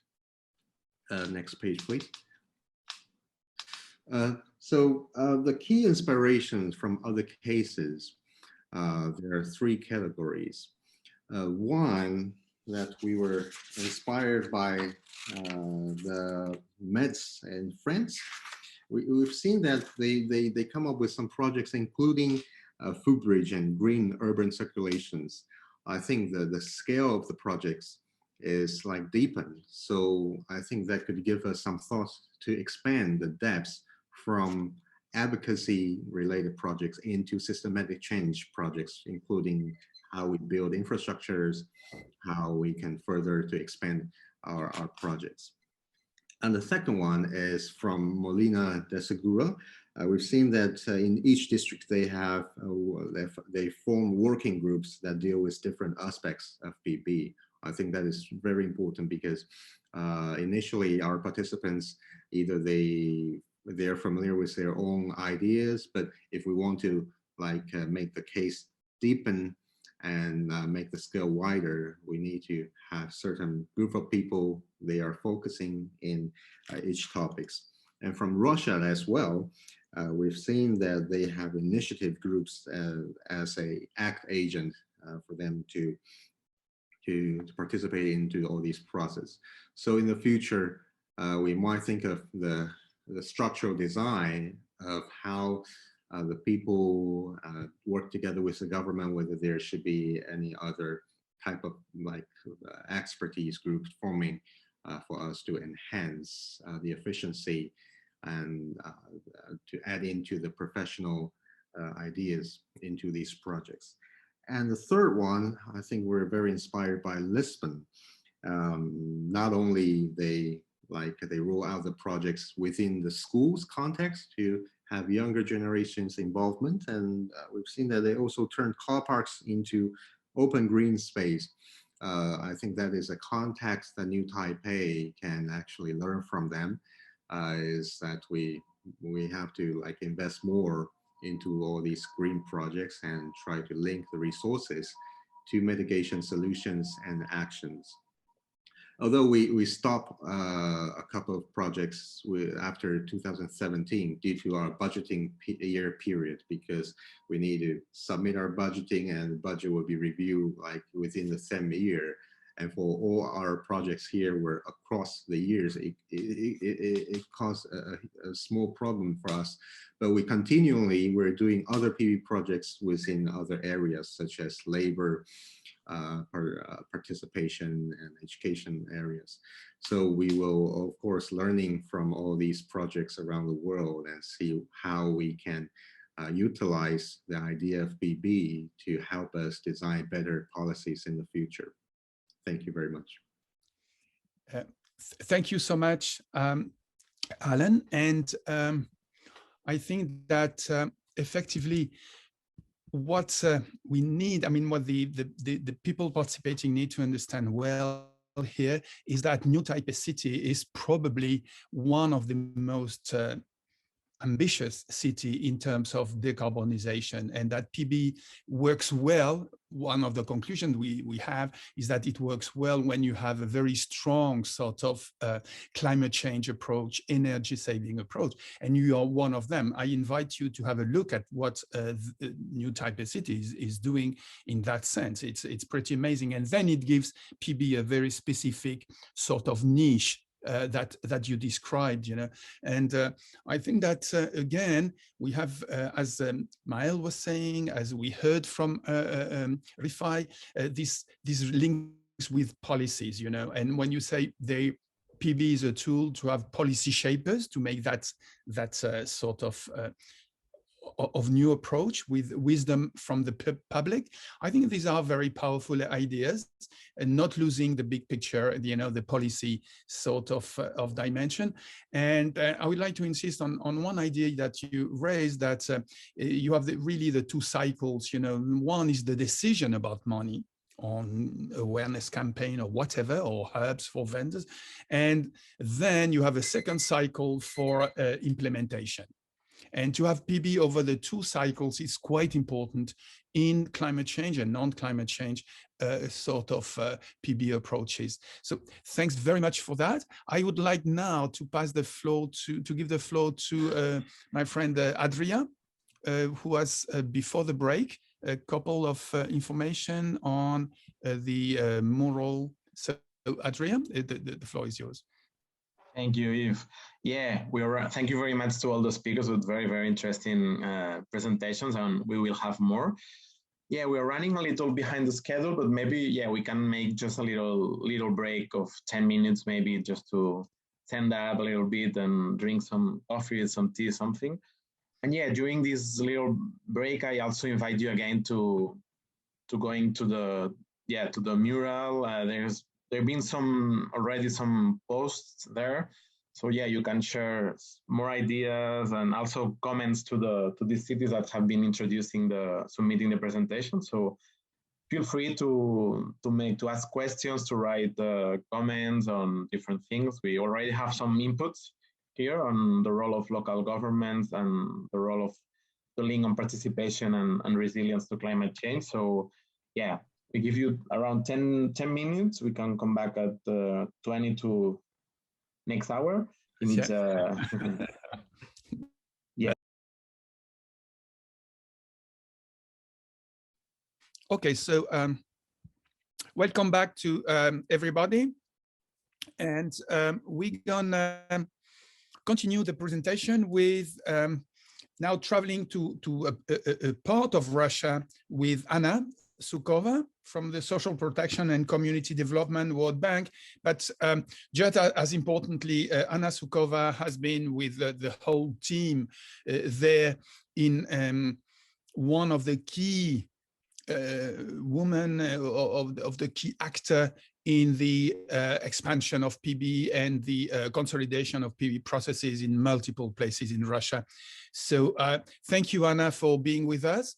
And the floor is yours for 10 minutes. We are a little bit late in time, so let's try to keep this 10 minutes rhythm. And so the floor is yours. Welcome. I will try. Thank you, Yves. First of all, good afternoon, everybody, and many thanks for organizers for inviting me to this event, and personally to Yves and Adria. Many thanks. This is a very interesting and important event. So, and I'm speaking here on behalf of the World Bank team working in Russia on strengthening participatory budgeting practices. And we work there starting from 2007. So for more than 13 or 14 years already. And I'm honored to present today a case of Arsgy Rayon, which is a part of Stavropol region of the Russian Federation. And Stavropol region was the first pilot, this is the first subnational government which piloted a PB project in the territory of their region. And this PB practice is called Local Initiative Support Projects. And many thanks, of course, to the administration of Arsgy Rayon for providing us with details, with data, and for working with us during this decade. So I'm not sure that you are familiar where is the Arzgin Rayon and what is it about. So on the left side of the screen, you will see the map of the Russian Federation, and it consists of 80 plus regions. And one of these regions in the North Caucasus area, in the southwest part of the country, is Stavropol Krai. You can see it, and it is populated by almost 3 million people. And if we will zoom in the Stavropol Krai, we will see on the right side of the screen the map of the region, and it consists of 26 rayons. And one of these rayons is Arzgin Rayon. This rayon is the high-level municipality, and it is populated by 26,000 people. And the main challenge in terms of the climate change agenda in Arzgin Rayon is the very high temperatures during the summer, an extremely arid zone, and risky farming. But nevertheless, the main productive activity of this rayon and the region itself is agriculture and crops production. So we will talk today about fires. All of us should remember the horrible cases of Amazon rainforest fires and Siberia wildfires in 2019. And it's really a very, very important a challenge for all the planet. And in Arzgin Rayon, there are lots of crop fires every summer. Next slide, please. And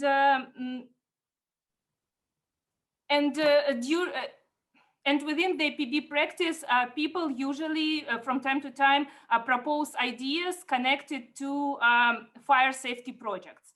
So what types of fire safety projects are implemented within PB? The most widespread case and innovative case, but at the same time, is transformation of abandoned buildings into the fire safety stations. So this is very, very cost-effective project because it's 5 times more cost-effective to organize a fire safety station from abandoned building than construct a station from the scratch, from the ground.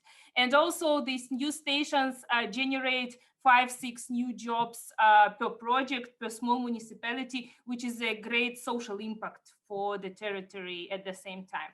And renovation and clearing of fire reservoirs or ponds, and also important project is developing emergency information and notification systems. So if we will see at the projects implemented within PB in Russia overall, we can say that on average 3% of all the projects are devoted to fire safety projects. So the most popular ones are connected with basic local social infrastructure. They are about the repair of roads, water supply systems, organization of construction of children and sports playgrounds, and 3% for fire safety projects can be treated as not much. But on the other hand, if we will transfer these percentages into the absolute figures, we can see that in 2018, for example, over 500 participatory safety projects were implemented. So, and this is a lot in terms of one country.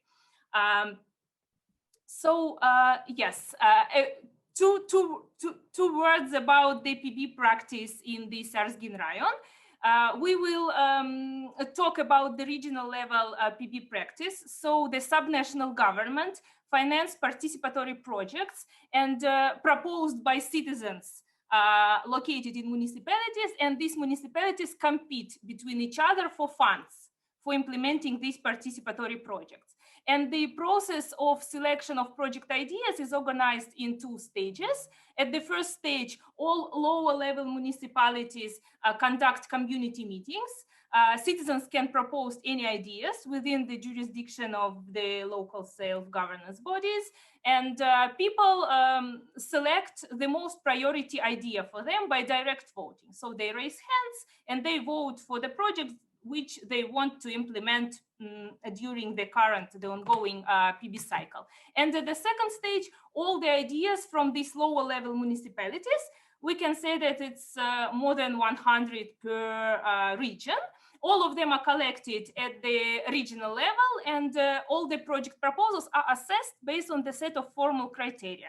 All of these criteria are can be calculated. Some examples, project proposals are assessed on how many people participated in the community meeting and supported the project idea, how many beneficiaries will use the results of the project, and for example, how many people are eager to co-finance the project proposal in cash and in kind, as well by labor participation, and so on. And here we are talking about a really small local projects amounted to 10-20,000 US dollars on average. This is the pictures just for you to visualize how the cleaning of fire pond can look like. And then the next picture, we can see finally the map of the Arsgil Rayon itself. This rayon, as I said, is a high level municipalities, and it's comprised of 8 lower level municipalities. Let's call them villages or settlements. So if we will look back to 2007, when we started to implement PB, we can see that in the whole rayon, only one fire safety station has been, and it's located in the center of the rayon. And according to the standards of the Ministry of Emergencies of the Russian Federation, there is a standard that it should be not more than 20 minutes for fire engine to reach the place of fire. But you can see here that it was impossible in this rayon, and we have very high risks of fires and lives of population. But thanks to PB, 4 more new fire stations were created during several years. These projects were proposed by citizens, so they had an open menu which kind of project to propose. So they had a chance to propose to rehabilitate the road or to construct a children playgrounds, but they proposed these important fire safety stations, which were constructed on the place of abandoned buildings. And here we can see that now we have the coverage of all the territory of rayons with fire safety stations, and fire people can reach the fires in less than 20 minutes and in any time. So in terms of the impacts, the most obvious impact is like a social, it's security of human lives, because we can prevent fires in the places where people live and work. And the second one is economic impact. We have a saved crops and harvest. And also we can see the economic impact in raising extra budgetary funds through co-financing by citizens and local business. So people can co-finance, as I said before, by cash or in kind, and we can have this multiplied economic impact here. And one more economic impact on the next slide. So during the several years of implementation of this project, the National Ministry of Emergency drew their attention to these participatory fire projects, and they, next slide please, Eve. And they decided to provide fire engines to new safety stations created under PB. And this is really a big deal for a small village in the rural remote area of Russia, when they are co-financed by this new fire engine. And also the National Ministry of Emergencies provided these fire stations with co-financing of new staff.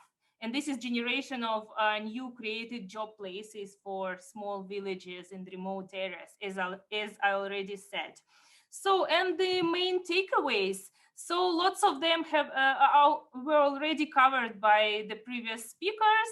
But first, I would like to say that, of course, PB will not and should not substitute regular green and climate change programs implemented by governments. but PB is a great instrument to great demand-driven approach, and it is very flexible. For example, it can address both short-term and long-term challenges. If we will look at the short-term challenges, we can see that PB is really flexible, and it can be an instrument of disaster response mechanisms. We cannot predict what nature will, how nature will behave next year, for example. But if we will have PB, like general PB practices, when people can propose any idea, and if we will see that fires or floods or any other emergency situations emerge during the year, people can solve them by PB practices as well. But also we can, I wanted to emphasize the importance of soft or tangible climate change adaptation and mitigation projects. And I see a great potential in school and youth PBs in terms of these soft projects and in terms of educational and pedagogical effects, because it's really needed to raise awareness of population, both youth and adults as well, in this type of projects. And I liked a lot the Green PB in Lisbon and school PBs in Portugal as well, which address climate change agenda. The Taipei city also provided a good example of raising awareness in this area. And eco workshops in San Pedro municipality also caught my attention. I think in the future in Russia, we will try to promote this climate change mitigation adaptation agenda in terms of PB practices. And I hope we will have new results to share with you next time. And of course, climate change. Yes, I had the last slide there with thank you, and wanted to say that climate change agenda affects all of us. And these are pictures of air pollution in Moscow from today's morning. So all of us are suffering from climate change effects now, sitting now in front of our laptops. So it's very important. Thank you. Thank you, everybody. Thank you so much, Anna. And yes, climate change agenda effects of all of us. I think that that was a fantastic presentation. Thanks so much. And I think that here I would like to insist for the auditors and participants on what you have reached in terms of co-financing. And you are probably one of the best examples of the capacity to have mobilized through PB lots of village-based resources and different levels and articulation. This is pretty impressive. And the other one is how you've been able to connect from the Ministry of Finance to regional approaches, decentralizing at Krai level and even at smaller villages level. This is impressive because here we see that PB and climate sensitive PB cannot work without a true decentralization. And PB has been one line for that. And the result is 500 stations, 5 stations all over the country through multiple. And finally, the link you are making with the impacting back on policies with the pictures that you just showed. So this is quite amazing in terms of lessons. You were mentioning, various of you were mentioning Lisbon and Green PB. Next month, normally, we are going to finally publish a book, a question and answer, practical book on greening cities through PB. Answers from Lisbon and from Molina de Segura. So keep an eye on the site, because this book should be ready, and it's a little bit the summary of what we learned through the process and experimented. So it will be available for free in English first and in Portuguese later. Now we are going to our last moment, and here it's, even if no Scottish cities participated in the study, let's remember that Jez Hall, who is going to start this dialogue with Scotland and Scottish cities, was played a unique role in drafting with colleagues the importance of PB as a tool for addressing climate change issues. So it's a pleasure to have you, Jez. I know your contribution in the UK and elsewhere in Scotland. We'll have as well Katie Tapner from the Convention of Scottish Local Authorities and Oliver Escobar both joined us, and I'm quite happy because they were in other meetings from the Edinburgh Futures Institute, and you're going to introduce the Scotland Panorama on PB and Climate and Scotland Citizen Assembly on climate change. So the floor is yours. Try the three of you to keep in 10 minutes because we are late and we'd like a little bit of time to further debate and discussion. So Jez, welcome, and the floor is yours. Thanks very much, Yves. It's great to be here. I was just going to introduce a little bit with my own social enterprise's work on climate change. Back in 2019, we've kind of switched our work towards running deliberative citizens' assemblies and juries, particularly on climate change. And we've run 5 or 6 over the last few years in different parts of the UK. And obviously there's recently, although we weren't involved, been the climate change citizens' assembly in Scotland. So in 2019, we put together a sort of think piece, which was called Our Money, Our Planet.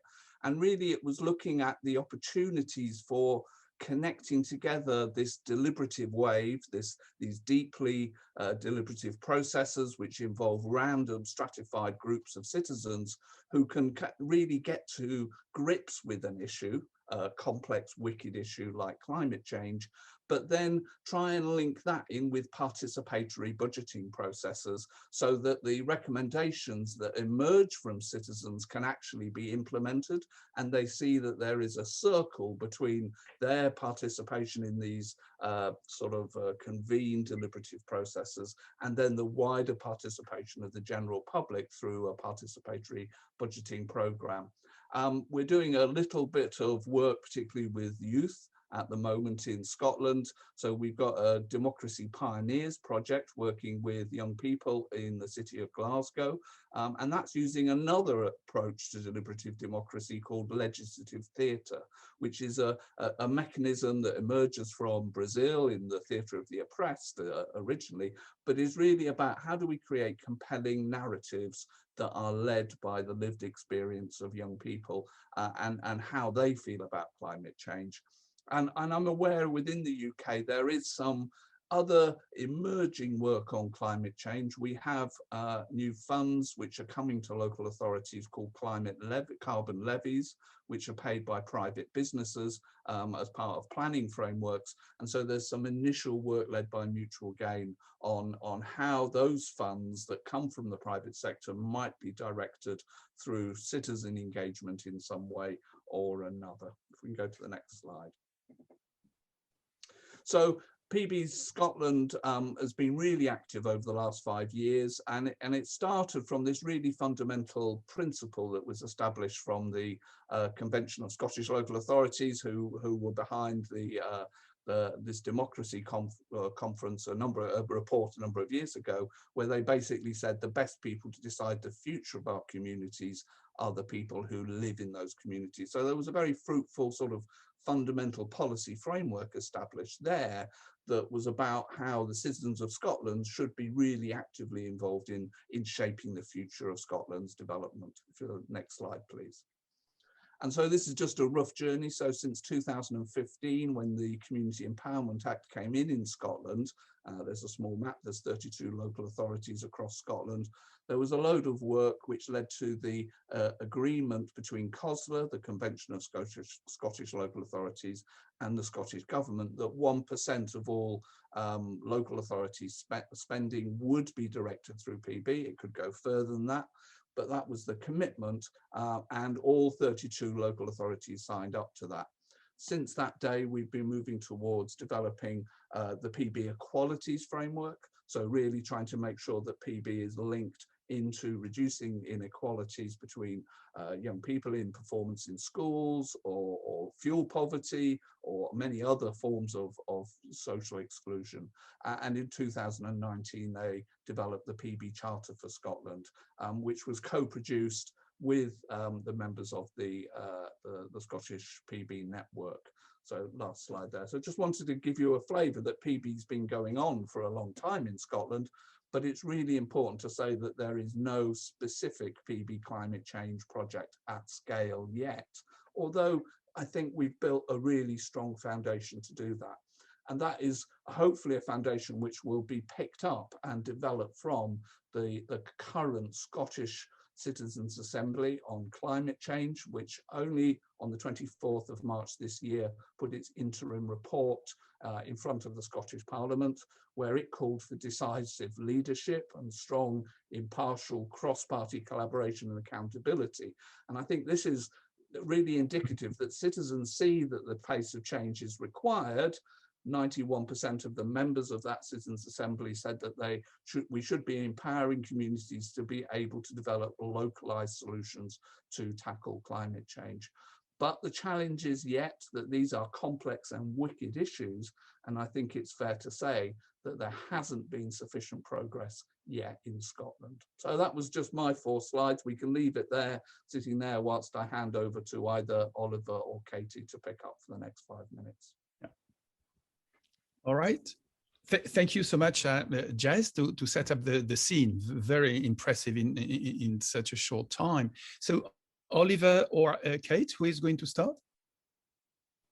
I'll go next. Thanks. So what I wanted to do today was just kind of talk a little bit around the work that's been happening across the 32 Scottish local authorities. As Jazz has covered off, the Percent Framework Agreement will see at least 100 million allocated through PB by local government in Scotland by 2022. However, I think it's fair to say that work around climate and PB is still at quite an early phase, with many PB processes happening locally being directed by existing corporate council plans, which haven't always necessarily focused as much around climate. However, I do think that that is changing. The Climate Change Assembly is bringing that to the attention nationally, and that is kind of filtering down to a local government level. But we're still at a stage of systems and culture change within councils as we move from small grants PB, where we have kind of one-off pots of money, into the mainstream budgeting idea, where we have, you know, the kind of ongoing financial decision making on, be it an annual basis or kind of a semi-regular basis between councils and communities. I think we also kind of, the work of local government throughout this period has kind of brought a whole range of issues into focus that has been directed by local government and their communities.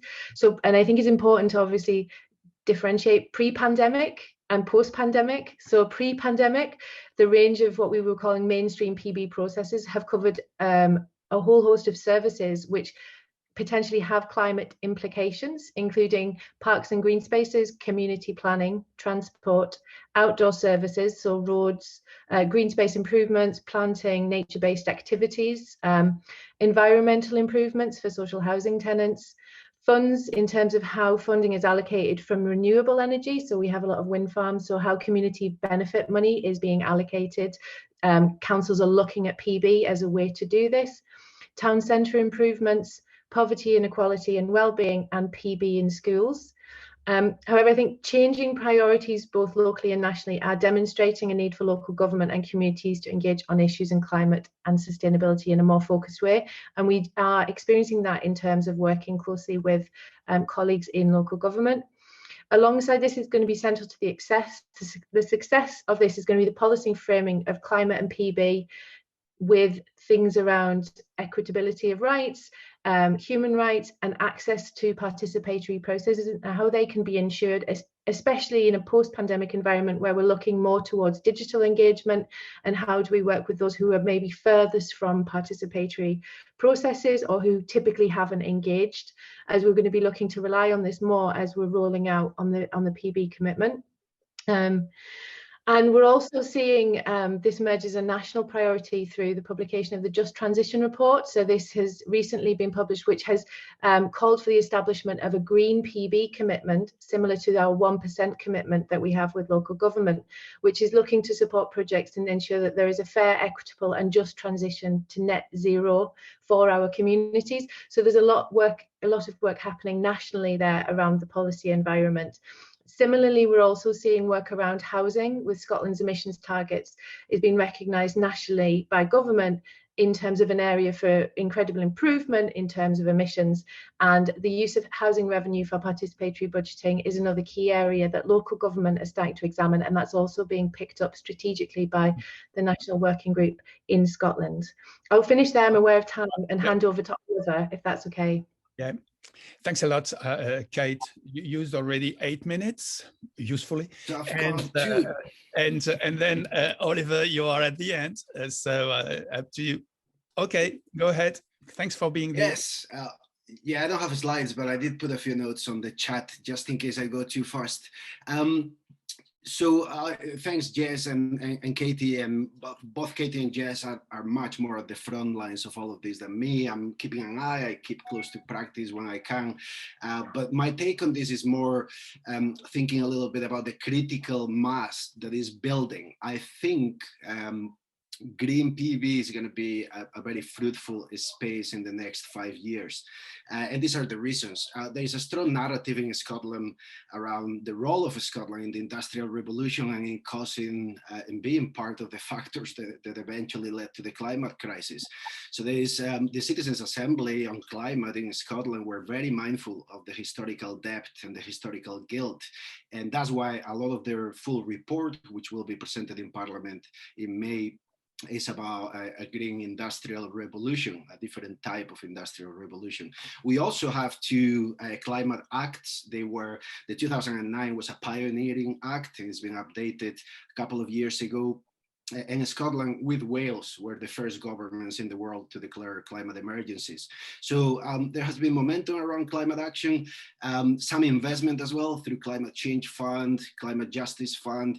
But the moment we are in just now is all about connecting the dots between these different spaces at the strategic and local level.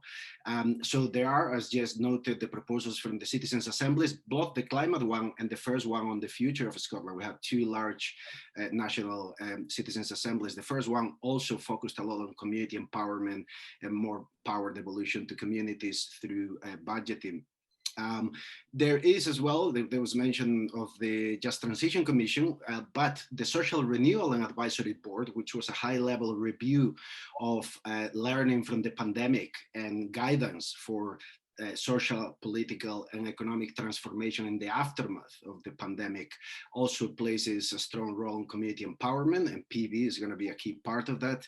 And of course, we are preparing for Glasgow for the Conference of Parties in the winter in Glasgow, COP26. So there's a lot of momentum. And of course, it's been mentioned that we are mainstreaming PV. All local authorities are expected to develop new PV processes or to consolidate the ones they already had.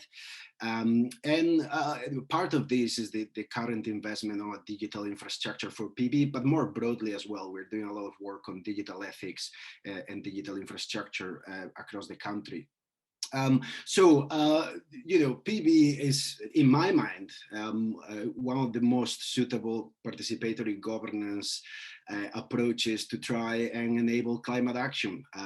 It does enable the very difficult thing of acting in a decentralized way, distributing capacity to act across the country from the local to the national. You know, and there is a strong emphasis on devolving power to communities, which has been building up in the last 10 years. And I think we are about to see the impact of that. In the end, the challenge we all have, of course, is how to enable short-term actions that are inspired and based on long-term thinking. And to me, the solidaristic potential of PV, when it's designed to foster solidarity, is probably one of the most powerful approaches that we have to try and develop institutions that can really govern the future, a very uncertain and very challenging future. I'll stop there. So watch this space. I think that's what we're saying. Watch this space, because hopefully Scotland will have a lot of stories to tell about green PV. Thanks a lot. I mean, for Oliver and the three of you, you've been able to connect. It's a miracle here. Just before we go to the debate, and we are a little bit late. For the participants, I think it's important what Jez was highlighting, you know, about the framework, the political and policy framework in Scotland, with the Scottish government making an agreement with the Convention of Scottish Authorities. This is pretty rare, and I think it's a good example even for UCLG, the IOPD, to see that this, with an amount of money, which is a minimum 1%, but which could be more. But this is an interesting framework, pretty unique, which can unleash a lot of things. The other thing, Kate, I think that you are very right.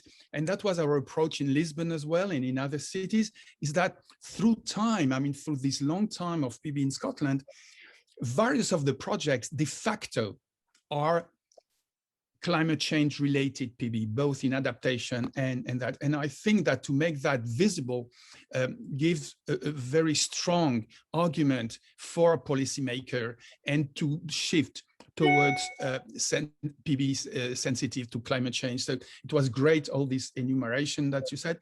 And Oliver, couldn't be more in tune with you, you know, with this solidarity approach as one of key ingredient, which makes the difference with many approaches as far as climate change and democracy is related.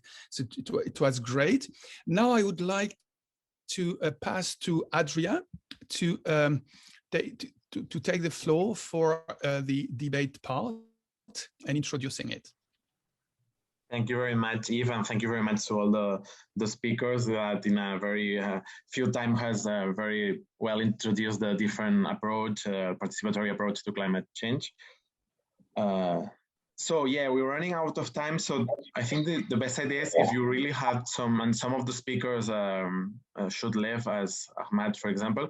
So maybe if you had some like very specific questions, or if not, if one of the speakers wants again to, I don't know, to comment the different experiences that have been presented, but maybe really very specific questions or comments. We have some time, some like 5-10 minutes, so we can use it. So don't hesitate, but just very specific. Can I come in just very quickly? I think yes, please, just go ahead.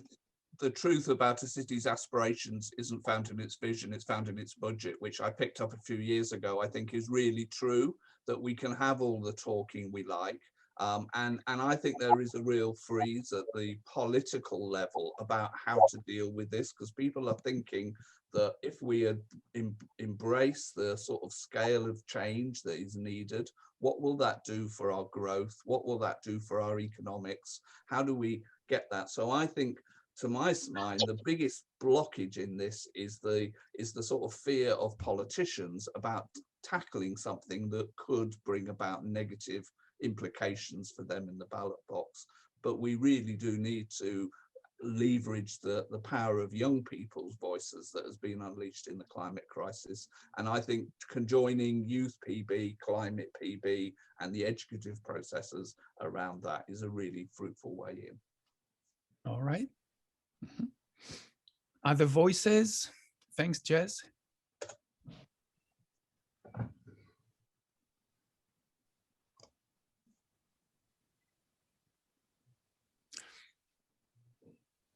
I just want to insist on one thing along what you said, Jez, is the big difference between cities that was not highlighted this morning is that some of them have putting very little money in relation to inhabitants, while others are putting 10 or 20 or 30. So it varies from $1 per inhabitant per year in PB to 100.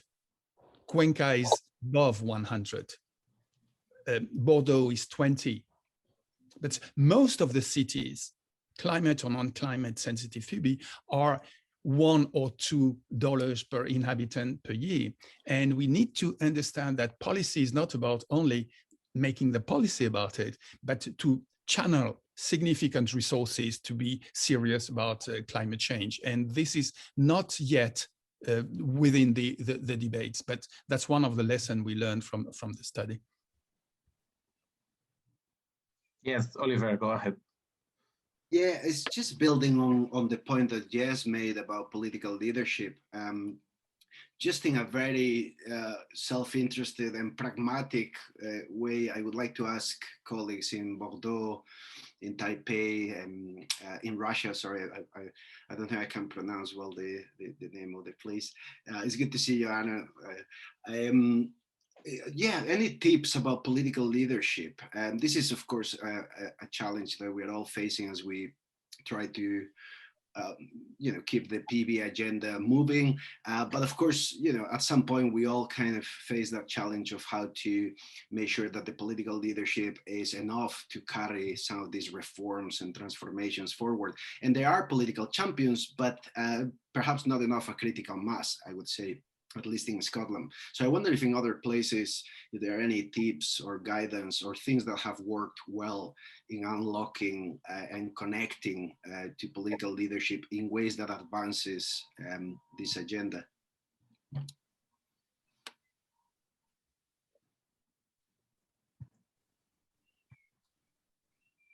Anna, you have a lot to say. I'm not sure I have good solutions here.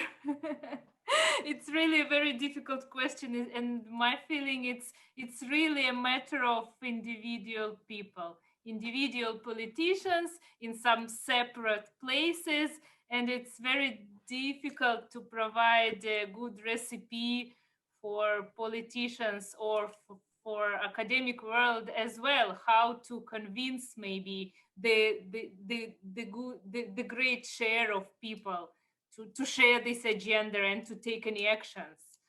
I don't know, sorry, but I don't have good solutions here. Maybe somebody else has. Maël and Alan, do you want to? I should say as well, in the case of Alan, I'll be very interested as well to hear whether, I mean, Taiwan is just now on the spotlight of democratic innovation because of the work on digital democracy and the work of the digital minister, Audrey Tang and others. I wonder if that's helping as well with the political leadership. And on Bordeaux, I love the region and I love the wine. I would love to hear about political leadership there. We drive through Bordeaux every time we go to Spain, so I'm really chuffed to meet someone from there. Well, if I may. Go ahead, yeah. Okay.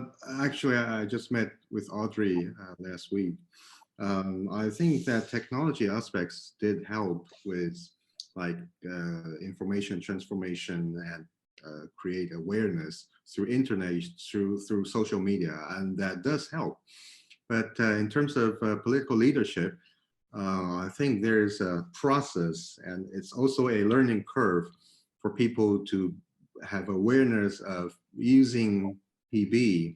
Actually, we can solve the problem with lower cost or with more efficient investment, and that which can create better solutions in the long term. So I think that is a process that somehow at the beginning we need to make it happen and make it to be convincible, and then make people to believe that this is actually working, which also, which also includes, I think it's a process of proof and convince going on. Mm-hmm. Maël? Yes, thank you. Although I like the idea of Alain to speak about the process, and I think it's the idea. It's with PB, we have to learn a story to political and representatives, and this story has to be clear, mediatical, and they have to make part of it. So in Bordeaux, what we did, it's a process thing too. We make like a big teams with lots of technical aspects of financials, technical about how we need to manage the project to make it real. So we make part a politician of these big teams. So it's kind of responsibility they find in this kind of meeting. And what is really important in the other end is all the mediatic aspect we can build with politics.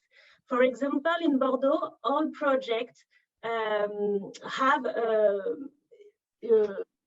time of mediatic like a party inauguration. I don't know if the word exists, but so when we make this project party, because the project is now in the public space, we invite media, and with the pandemic, it's a little bit complicated. We can be just 10 on the public space, but it works, and elected people are really proud to represent pragmatically the project, and that's the processing we make with them to let them understand that they are part of the success story of participatory budgeting. Very good. Mm-hmm. All right, Adrian, maybe we could comment on the on what was in the mural and close, maybe. Yeah, maybe we can share that. Yeah, before doing that, I just want to mention about thanks a lot all the speakers, all the participants for all this very interesting exchange. And as I told on the chat, we will share the videos, the recording. We will also share the presentations and a briefing of this session. And we will continue working on that with UCLG and with Eve and with all these partners to exchanging and learning how to improve our public policies on resilience on climate action through participatory budgeting and other like deliberative and participatory approach like the citizen assembly, of course. Okay, some of the ideas that have been submitted in the mural show, for example, on how can local governments and regional address ecological issue, on shifting taxation from labor to material consumption, taxing a lot of taxing here, taxing pollution, reducing advertising, for example, forming local partnership of key stakeholders, and regarding, for example, the link of citizen participation and climate resilience, we can find here the importance of trust, the importance of national government sets to climate policy framework, limiting freedom to act locally. It's true that local governments have not always all the fundings and the competitions to do that. But yeah, it's an important issue, no? Also to advocate for these more resources and more capacity to act for local authorities and regional.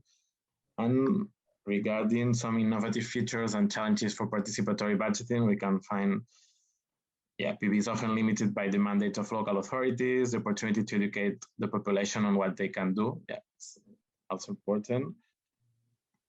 And maybe, I don't know if regarding the possibility to continue to study, we can find, the link between PB, community development, and new regional economies, ecological, ethical, and circular. The link and PB projects can maybe between public actors and create improved local common. Yeah, well, some ideas that we will take into account. So as I say, thank you very much. We will collect all this information. I don't know if you want to say some last words. Just thanking every one of the panelists, because it was a huge effort, to turn your knowledge into English on the first end, and in this limited number of minutes and things. Thanks for goodwill. I think it was a fantastic presentation and sharing, and that was the spirit of it. So just big thank you to each one of you. And now let's think how to continue these dialogues, because this is at the core. We are seeing that there is an interest into that. And we need to find the mechanisms for following that. And when you sum up in the other languages where we had other webinars, I mean, this is a fascinating sort of reservoir of ideas. And in each time we had different cities. You know? So that's an open question, how to proceed and how to continue on that. Thank you again. So thank you again and see you soon. Thank you. Bye-bye. Bye.